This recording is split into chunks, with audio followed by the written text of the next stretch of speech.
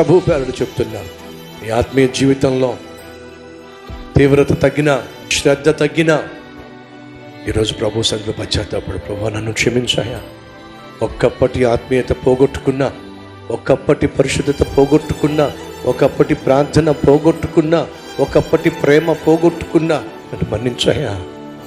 ఈ నిర్లక్ష్య వైఖరి, ఈ సోమరితనము, ఈ అవిధేయత, ఈ అపవిత్రత, ఈ అలవాటులో నన్ను కూడా పిచ్చోడిని చేయకుండా అయ్యా ఈరోజే నా జీవితాన్ని అంకితం చేస్తున్నానయ్యా. నాలో ఏ మంచితనం లేదయ్యా, నా నోరు మంచిది కాదయ్యా, నా ఆలోచనలు మంచివి కాదయ్యా, నేను చేస్తున్నది కూడా మంచిది కాదయ్యా.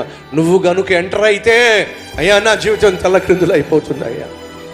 శిక్షించడానికే నువ్వు కానీ ఎంటర్ అయితే అయ్యా నా బ్రతుకు బజార్ను పడిపోతుందయ్యా. మా అయ్యా కొదమ సింహం అయిన యేసయ్య ఎంటర్ కాబోతున్నాడు. నువ్వు చేస్తున్న తప్పులు చూసి చూసి తట్టుకోలేక ఆయనే దిగిరాబోతున్నాడు. కళ్ళు ఎర్ర చేయబోతున్నాడు, శిక్ష విధించబోతున్నాడు.